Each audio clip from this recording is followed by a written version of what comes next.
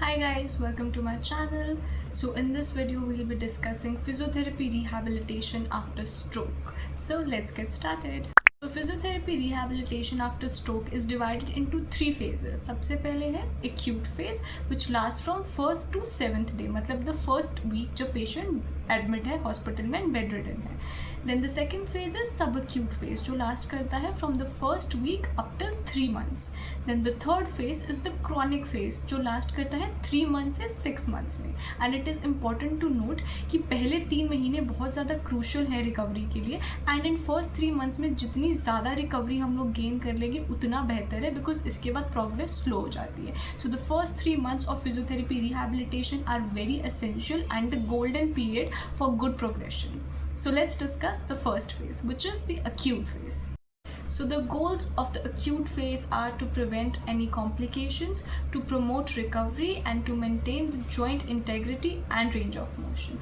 So initially acute phase में सबसे पहली चीज़ हम patient के जो caretakers रहते हैं, because इस stage में patient bedridden है, खुद से कुछ नहीं कर सकता, most probably suffering from hemiplegia और hemiparesis. तो initially हम लोग patient के साथ जो family या caretaker होता है उसको positioning सिखाते हैं. Positioning हर 30 to 45 minutes में patient का जो position है वो bed पे change होना चाहिए in order to prevent bed sores and ulcers. So positioning is a must. While teaching positioning, sideline on the affected side is quite beneficial because ये abnormal tone and spasticity को inhibit करता है and patient को sensory awareness जो है वो promote करता है. Then chest physiotherapy acute phase में is a must because patient के lung capacity जो है वो reduce होने के chances होते हैं and patient is also extremely prone to chest infections. So breathing exercises like diaphragmatic breathing and pursed lip breathings are taught to the patient. And passive range of motion for all the joints is done to prevent contractures and to maintain the range of motion. Then early mobilization is also taught and promoted, like sitting at the edge of the bed and supported standing, supported sitting. And then हम लोग कुछ facilitatory techniques भी use करते हैं weaker muscle groups के लिए, जैसे कि tapping, brushing, stroking, quick stretch, icing, all of that. Then we come to the subacute phase जो लास्ट करता है from the first week up till the 3rd month. तो subacute phase में हमारे goals रहते हैं to promote voluntary motor control and to promote patient independence. तो इसमें interventions जो है वो include करती हैं bed mobility and transfer activities, जैसे patient को हम लोग supported sitting, unsupported sitting सिखाते हैं, then transfer from bed to wheelchair and wheelchair to bed, ये सब सिखाते हैं. Then we include gait training जिसमें हम patient को parallel bar walking and ambulatory aids के साथ walking like wheelchair and canes and walker, इन सब के साथ चलना सिखाते हैं. Then we also include balance and coordination training जिसमें हम लोग दोनों static balance जैसे कि sitting and standing के time balance and dynamic balance like when reaching out for things और weight shifting, इन सब पे focus करते हैं. We include strengthening जिसमें affected side पे we use principles such as PNF, proprioceptive neuromuscular facilitation and TOFT, task oriented functional training. and unaffected side पे हम लोग resistance training करते हैं जो irradiation पे based होता है. Basically जब हम लोग unaffected side को resist करते हैं it helps to stimulate contractions on the affected side. And we also use CIMT, constraint induced movement therapy, जिसमें again हम लोग irradiation का principle follow करते हैं, unaffected side को resist करते हैं to promote contractions on the affected side. and we can also use mirror therapy to give that visual stimulus to the brain.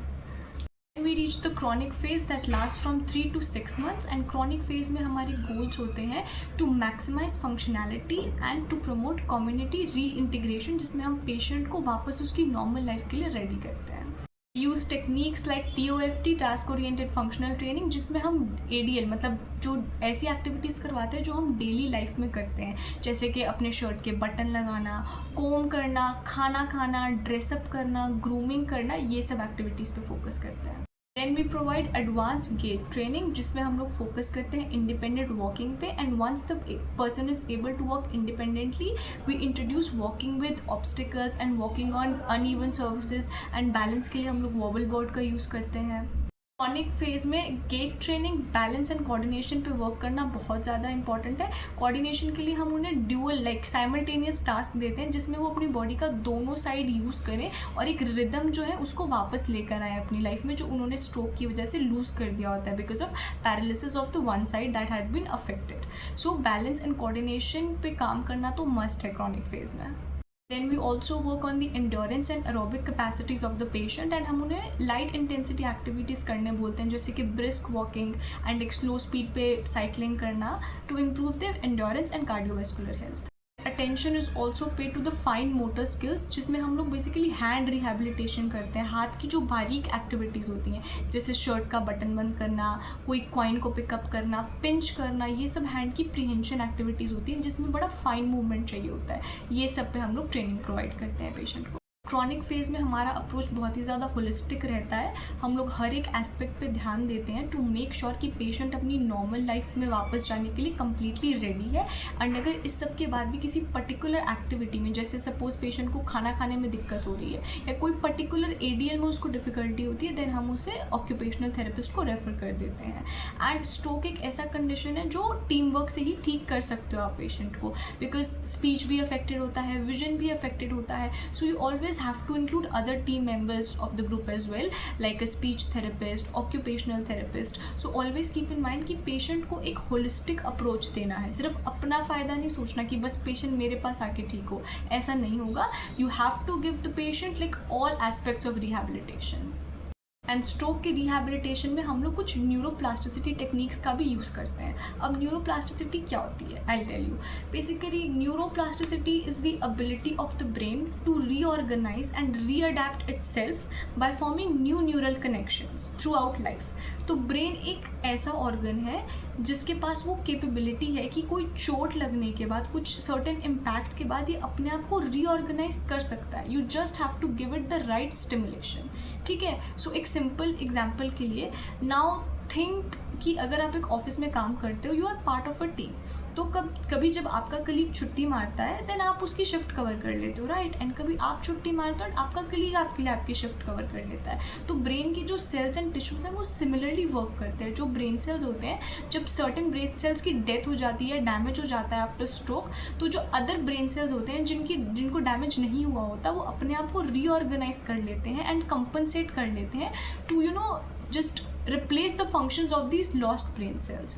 So all thanks to neuroplasticity कि हम लोग stroke के बाद भी completely अपनी नॉर्मल लाइफ में वापस जा सकते हैं। We just have to follow the right rehabilitation protocol.